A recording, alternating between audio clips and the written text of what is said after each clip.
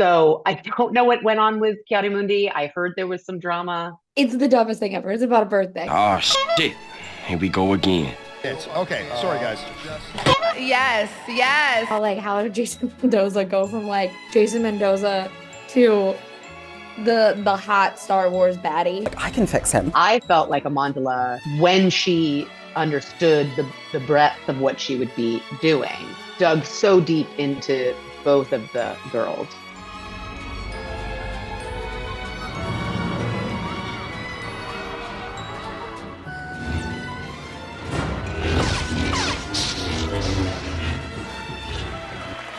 Acting.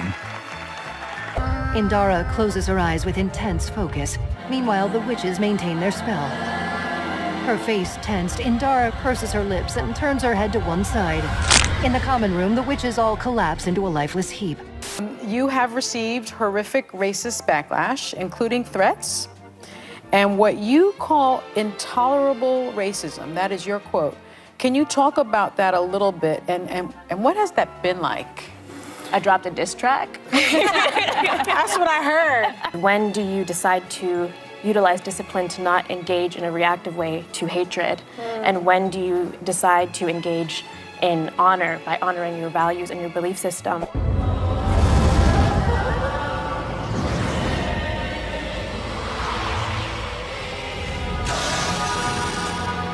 I was going to let Osha go. Sorry to cut you off, but I just want to slap the shit out your head. Even as we were doing the auditions, I was like, what am I doing to these young women? Nerdrotic.com.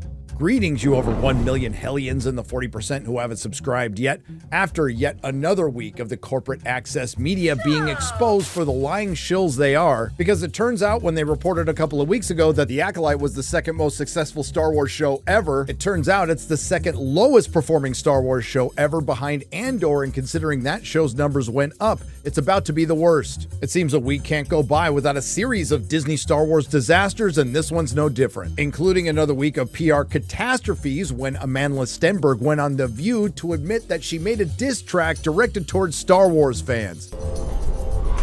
Are you dumb? That's followed up with former personal assistant to Harvey Weinstein, Leslie Headland, giving an ill-advised interview with the Mary Sue where she has trouble describing how she created her own character. I was like, oh, this is very almost Scorpio-y because he's it's revenge driven more than just being I'm evil in the darkness. Was it important for you guys to highlight he's still a dude who very clearly something happened that turned him into this, and it's not just an evil for evil's sake? Absolutely, yeah. He always had to feel like he was operating from a place that, I think what you're saying, it had to be clear that his character was always operating from And after Disney Star Wars fired up the VPN and went to Only Sis so Osha could stare at Little Wang, I was in the pool! we have reached the penultimate episode, folks, and it's almost over, and maybe we'll get the answers to some questions like, what is the secret to the twins conceived by the lesbian space witches without a man? Impossible. How does a stone structure catch on fire? Impossible. Will we find out why Jedi Master Maurice Gibbs self-deleted? Will that guy from Squid Game finally tell us what part he had to play in all this? And more importantly, will anybody be able to understand him? Impossible. Will we finally see some of the $180 million put into this series? And the most important question, can it get any worse? The answer to that is yes. Previously on The Acolyte. What are you doing here? I'm here to kill you. Forgive me. Ascension is about walking through fear. It is about sacrificing a part of yourself. Where is their father? They have no father. Down with the patriarchy. And what happens if the Jedi discover how you created them? The power of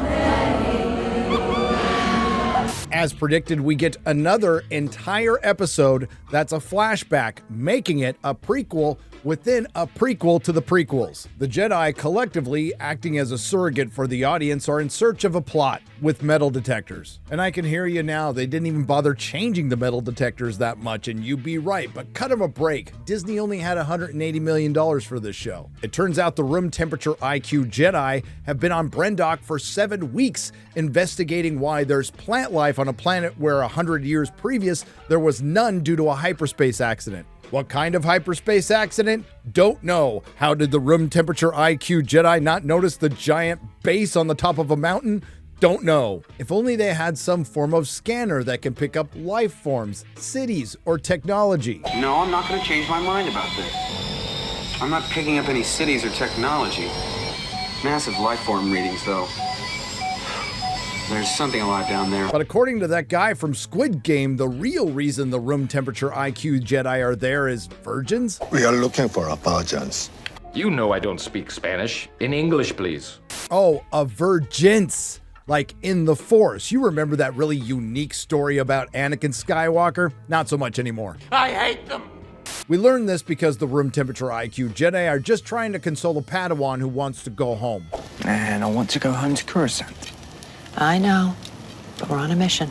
We also learned that that guy from Squid Game doesn't have a Padawan at this point. That's why I have a Padawan and you do not. The previous 2 clips will be important for later. The next couple of minutes are spent with that guy from Squid Game going back and watching episode 3. At this point, I'll tell you, within this 30-minute episode that costs an average of $22.5 million is filled with repurposed and reused footage just from a different angle that adds no new information, including when the lesbian space witches initially meet the room temperature IQ Jedi, they thought they broke in, and it turns out they broke in. In episode 3, we were led to believe that the room temperature IQ Jedi, acting as the High Republic Youngling Protective Services, were concerned for the safety of Osha and May, and it turns out that the Jedi were concerned for the children's safety. But then the Disney Star Wars storytellers decide to drop this bomb on us when the malevolent leader of the communist lesbian space witches invades the mind of little Torben. Against his will, she attempts to seduce him to the dark side of the thread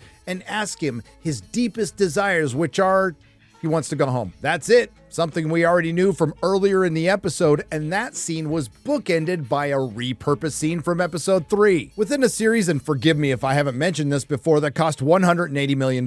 Then things get really creepy when Sol mentions he has some sort of connection with Osha. Dara, I feel a connection to Osha. So, testing the twins is not something we can take seriously. Osha's too old to join the order.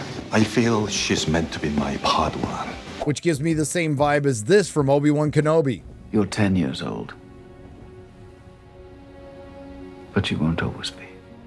You are a fast mover. Please have a seat right there. Ugh. Well, anyway, since most of this is a rerun of episode 3, let's get to the new information, which isn't much. The room temperature IQ Jedi decided to test the young diverse female antagonist and the young diverse female protagonist just to buy themselves time to contact the Jedi Council. At least you could obtain those very important blood samples, which will come up in just a second. The Jedi Council responds by saying they are not allowed to take the girls, which really upsets that guy from Squid Game. But Osha paused. After you coached her, you have formed an emotional attachment to her. That is not what's happening here. Then the blood tests of the young diverse female antagonist and the young diverse female protagonist come back from the Jedi Council, telling the Jedi what the audience already knows, that the twins were conceived by a coven of communist lesbian space witches without a father. What we didn't know is it's one consciousness split into 2 people, which makes sense because star Amandla Stenberg, who doesn't appear in this episode, is playing 2 characters exactly the same way. Their symbionts are the same. Even identical twins would have different symbionts. The twins were artificially created? Maybe by tapping into a power dense enough to split one consciousness into 2 bodies? This is it. Young Torben has it right. This is it. Just attach the file and hit send, and you have your proof. Call in the reinforcements. But no, in the grand tradition of the Force's female Disney Star Wars, 2 characters do something inexplicably stupid, and in this case, big surprise, it's the men. Jedi Master weak incompetent male is so desperate to go home that he's willing to kidnap 2 girls to get proof of something they already have. At this point, horny lesbian space witch of the Coven of Communist Witches instructs young diverse female antagonist to stop young diverse female protagonist and lock everyone in the castle made of flammable stone, setting off a series of events that turns this into the Waco of Disney Star Wars. And for those of you who thought there was a lot more to May setting fire to a stone structure, we learn that May accidentally sets fire to a stone structure. Brought to you by the people who gave you Fire in Space. Now, the show is trying to present the Jedi as the bad guys, but to be fair to the Youngling Protective Services, this is clearly a coven of evil, all-female lesbian space witches. How about that? So the JATF tries to de-escalate the branch to lesbians and everything goes sideways. Horny lesbian space witch attacks Elliot Page, young diverse female antagonist who that guy from Squid Game thinks is young diverse female protagonist screams. This is followed by diverse girl boss of the coven of communist lesbian space witches turning into a smoke monster. Black girl magic! Who gets killed by that guy from Squid Game when she decides to rematerialize around a lightsaber. Dumb bitch. I was going to let Osha go. I don't know, maybe lead with that before you turn into a giant smoke demon and maybe reappear 2 or 3 feet to the left or right. Horny lesbian space witch is angered that that guy from Squid Game killed the woman she was eventually going to break up with. Then the horny lesbian space witch turns into a smoke monster that can obviously move to another place and possesses Kelnaka, and we finally get some Jedi Wookiee action, with the added bonus of being possessed by a gaggle of lesbian space witches. Kelnaka, the possessed Wookiee, makes easy work of that guy from Squid Game and Miley Cyrus in her non-binary getting back at her dad form. But not to worry, girl boss Carrie Ann Moss Windu is there to save the day. Indara leaps in, takes the Wookiee down, and hovers her open hand over his temple. And as far as I'm concerned, this is the best part of the episode. Indara closes her eyes with intense focus. Meanwhile, the witches maintain their spell.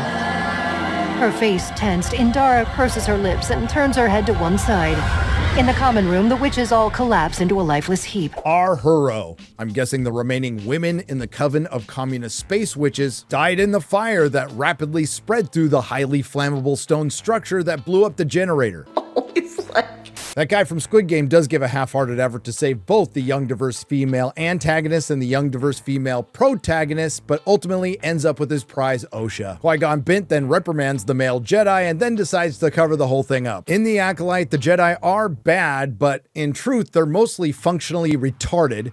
The lesbian space witches, which are presented as malevolent, which they aren't, are evil morons, but this shouldn't surprise anybody when it's all in a show written by creatively bankrupt hacks, whose only accomplishment is shrinking an already dwindling fan base. But we did get some answers. Master Torben self-deleted because he wanted to kidnap 2 girls to go home. Don't let that guy from Squid Game babysit your younglings. Stone on Brendock is highly flammable. Postmodern nihilist gobbledygook and Star Wars don't mix. And we have 1 episode to go, but not to worry, ladies, Little Wang will return, and maybe we'll find out who his master or former master was. Is it the horny lesbian space witch or Jedi Master Nepo? And then I remembered, I don't care. and while this isn't the most damaging to the franchise, it is clearly the worst Disney Star Wars ever made. And just like the Marvels being the MCU in its final form, the Acolyte is Disney Star Wars in its final form. Nerdrotic.com. If you like what you heard, please like, share, and subscribe. If you didn't like what you heard, I thank you for listening this long. I will see you in the next video.